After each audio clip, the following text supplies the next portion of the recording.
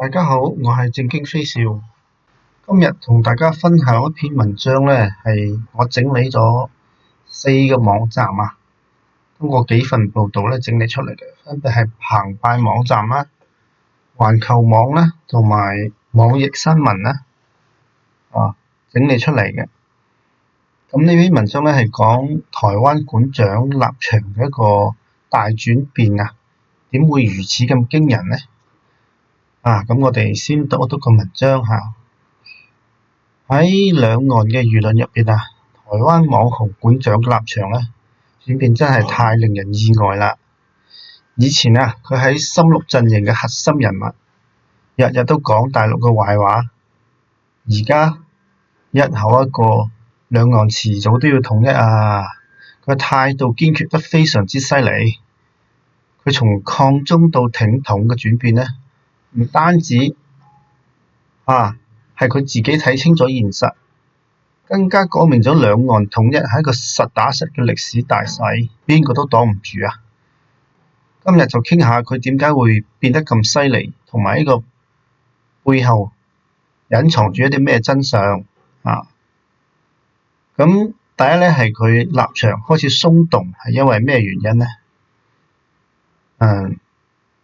呢度係講到漁民嘅慘狀初破啦台獨嘅謊話。2016年民進黨上返台之後呢，一門心思咁樣搞台獨，故意唔俾兩岸多啲交流啊。結果呢，台灣嘅農業啊、漁業啦、旅遊業呢，直接就慘淡收場啦。呢啲行業呢，本嚟呢就係靠大陸嘅市場食飯噶嘛。而家訂單冇啦，生意又黃咗啦。館長呢去高雄農漁業走訪嘅時候呢，親眼就見到咗一啲場景呢，令佢十分之傷感。以前呢可以賣到好好價錢嘅呢，香蕉啊、蓮霧啊，堆喺地下嗰度都冇人要。去旅行社呢做民宿嘅老細呢，又話因為冇咗大陸嘅遊客呢，只可以關門大吉啦。啲員工又要失業啦。有嗰啲農民拖住佢嘅手話以前大陸客人多嗰陣一年賺幾廿萬㗎，依家民進黨搞台獨，飯都冇得食啊！咁呢啲真實嘅情況呢，一下子呢就將民進黨吹嘅台獨可以帶嚟尊嚴嘅一啲牛逼呢，就戳破咗啦。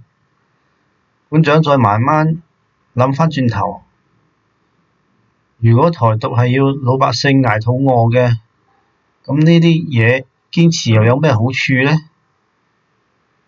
咁更加令佢睇唔慣嘅係，民進黨面對呢啲問題根本就唔理嘅，仲將個鑊呢丟俾大陸，話係大陸打壓我哋嘅。咁佢咁先明白咗，民進黨本嚟就係攞統獨嚟當工具㗎啦，根本都唔關心老百姓嘅死活。自己以前喺嗰度生嗌死嗌喺度嗌乜嘢呢？咁咪即係將佢攞嚟當槍使係咪？咁仲有一個民進黨對佢嘅打壓呢，就徹底將佢哋令佢哋分道揚鑣啦。如果講話農民漁民呢啲困境係對館長對台獨產生咗懷疑呢，咁民進黨對佢嘅打壓呢，咁就令佢徹底咗同綠營撕破咗面喎。後嚟館長開始喺批評蔡英文當局嘅政策嘅時候呢，麻煩馬上就嚟啦。佢開嘅健身館電商生意呢一落千丈，稅務部門呢日日都嚟揾佢查稅，各種明爭暗鬥呢令佢焦頭爛額。更加得人驚嘅係，有一晚佢離開咗健身房，突然俾一個不明身份嘅人開咗3槍，差啲就命喪當場。館長呢心入邊好清楚，呢啲肯定係民進黨高層指使嘅，就係因為佢夠膽講真話批評佢哋。喺呢場生死嘅危機入邊呢，令佢徹底咁明白咗民進黨邊度嚟嘅咩自由根本就係順我者昌，逆我者亡。對唔同嘅意見嘅人要麼打壓，要麼就嚟夾硬嚟。佢仲想佢仲親眼見到民進黨嘅內部呢，為咗搶呢啲權利互相咁樣拆台。陳水扁貪腐嘅事件曝光咗之後高層呢仲幫忙箍鑊。呢個時候呢，佢先清楚知道佢以前追捧嗰啲深綠嘅理念，全部都係呃人嘅。民進黨就係一班貪婪冇底線嘅冚家祥。去咗趟大陸之後以前嘅認知呢係更加完全被推翻咗嘅。同民進黨徹底鬧翻咗之後呢，館長終於都跳咗出佢畫嘅信息繭房，想去大陸親自咁睇下大陸究竟係點樣嘅。呢一去簡直係嚇親佢。上海嗰啲全浮列車呢，跑得飛咁快，出門買嘢呢，唔使帶錢㗎喎，手機掃碼又搞掂，掃掌紋又搞掂，城市又大又繁華，基礎設施比台灣犀利好多係嘛？唔使講啦。民進黨話大陸落後，純屬係睜眼說瞎話啦。喺大陸等住呢個日子入邊佢睇到嘅全都係唔一樣嘅景象啦。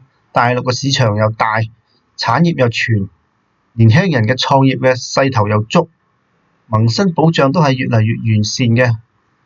大陸同胞對佢特別熱情，根本就冇佢好似民進黨所講嘅會威脅台灣人。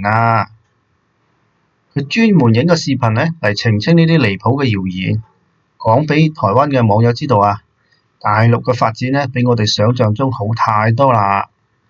食唔起茶葉蛋，高鐵冇靠背呢啲都係呃人㗎。令佢更加感觸嘅係呢，兩岸其實係一家人嚟㗎。唔理喺故宮博物館定係喺日常講嘅閩南話呢，就連過嘅節嘅習俗記嘅歷史故事呢，都係一模一樣㗎。佢喺節目入邊感慨呢，我哋講嘅嘢又一樣，寫嘅字又一樣，文化脈搏又一樣，點可能係兩個國家呢？佢仲發現兩岸合作可以揾大錢，好多台灣企業喺大陸呢都做到風生水起。大陸嘅市場呢，又可以幫台灣經濟走出困局喎。而台灣嘅技術呢，亦可以喺大陸嘅資源上得到互相補充。呢個時候佢先明白台獨就係等台灣自斷後路，只有同大陸統一，台灣先有出路。咁堅定嘅台獨統一呢，唔係嘴上講嘅喎，仲要行動。館長呢返到去之後呢，就公開反對台獨啦，唔單止唔怕俾打壓佢仲徹底翻面，喺直播間直接撕咗深綠嘅標籤，將民進黨鬧到狗血淋頭。台灣本嚟就係中國一部分啦，搞分裂根本冇好下場嘅。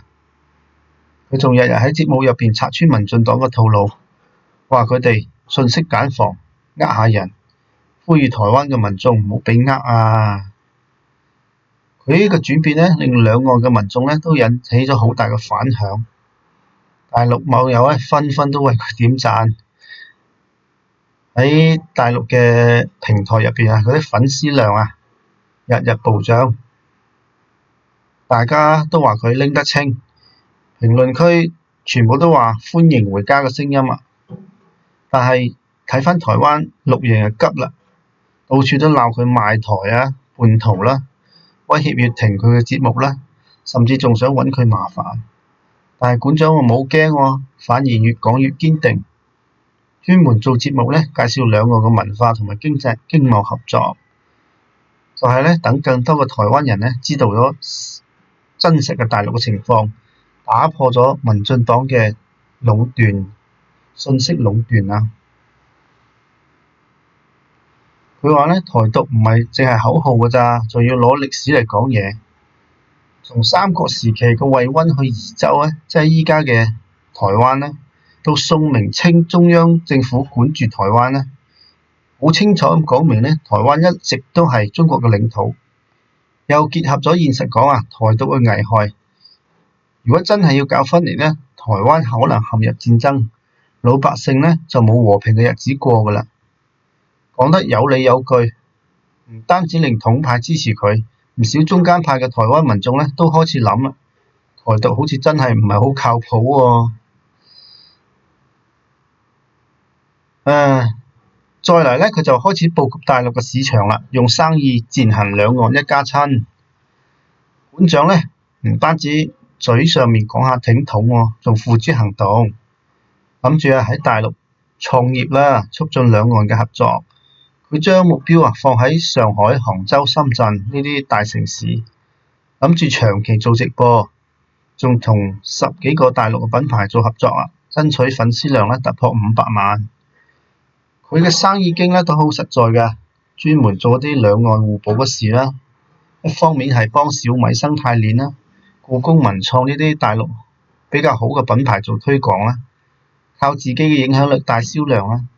另一方面亦都係將台灣嘅鳳梨酥啦、茶葉呢啲特色嘅產品賣俾大陸嘅，用直播預售加社區團購呢啲方式，幫台灣嘅中小企業降低成本，多啲賺錢更有意思嘅係咧，佢仲想搞個兩岸優選嘅品牌，做食品咧、家居用品呢啲嘢咧，強調台灣嘅設計加大陸嘅製造咧，就係想讓兩岸產業咧綁定一起身，共同發展嘅。咁喺粉絲運營呢個基礎上佢亦都花咗好多心思嘅，俾台灣粉絲搞啲大陸探秘盲盒啦，裡面仲有城市優惠券啦、品牌試用裝啦。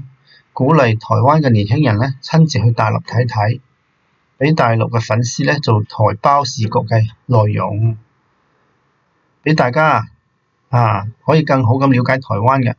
佢話兩岸同胞一齊賺錢一齊發展咧，比互相敵對好，呢個先係真正嘅為台灣好啊。雖然咧綠營咧一直阻撓，但係大陸嘅市場咁大，產業鏈又咁長，仲有優惠政策。佢嘅生意咧都做得幾順利，呢個咧讓俾更加多嘅台灣中小企業見到同大陸嘅合作咧唔係依附而係共贏。台灣嘅發展咧根本離唔開大陸嘅。跟住呢一章係講到統一嘅大勢，邊個都擋唔住嘅。館長之所以堅定咁認為兩岸要統一咧，唔係自己諗通咗，而係睇清咗歷史、現實同民心。從歷史嚟講兩岸同根同源，台灣一直都係中國嘅一部分，呢個係改唔到嘅事實。從現實嚟講兩岸嘅經濟互補統一，先可以打破交流嘅障礙，一齊賺更加多嘅錢。從民心嚟講，唔理咧係大陸定係台灣咧，老百姓想過平穩嘅日子咧，都希望兩岸可以好好發展嘅。其實歷史早就證明咧，台灣同大陸嘅聯繫從來都冇斷過嘅。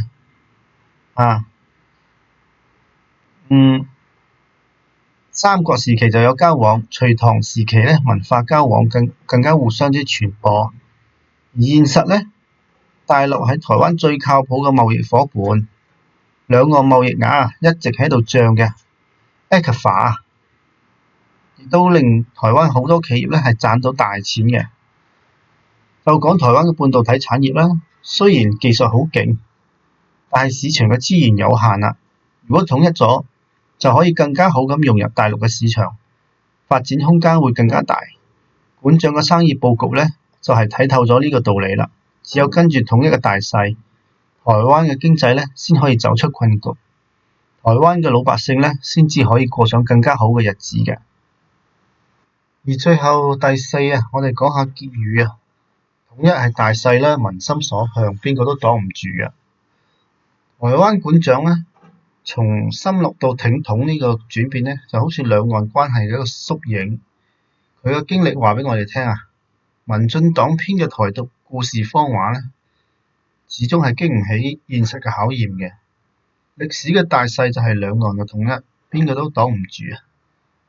從俾台獨忽悠呢，到睇清楚民進黨嘅真相，再到親身感受大陸嘅發展，最後咁堅持統一，館長嘅轉變呢，講到底呢，就係因為佢睇清咗一個簡單嘅道理，就係兩岸呢本身就係同根同源嘅，大家係一家人，統一呢係必然嘅，現實嘅需要亦都係老百姓嘅心願。雖然依家台獨嘅勢力呢仲喺度阻撓，外部嘅勢力呢亦都想干涉，但係兩岸民眾之間啊仲係有認知差距嘅。但係呢啲都擋唔住統一嘅大勢。從歷史嚟睇啊，中華民族要復興，台灣作為中國一部分呢，必然都會跟住一齊統一。從現實嚟睇啊，兩岸嘅經濟呢已經分唔開啦，合作共贏呢亦都係唯一嘅出路。從民心嚟睇啊，大家想過嘅和平日子呢，都係希望兩岸可以好好發展嘅。呢種民心所向呢，係最大嘅力量。館長嘅爭議啊，亦提醒咗我哋，兩岸嘅統一呢係一個長期嘅過程，冇急功近利。要警惕嗰啲呢將統一當係流量密碼嘅人，亦都要包容啊，從認知轉變嘅過程，都要堅持，等兩岸老百姓多交心。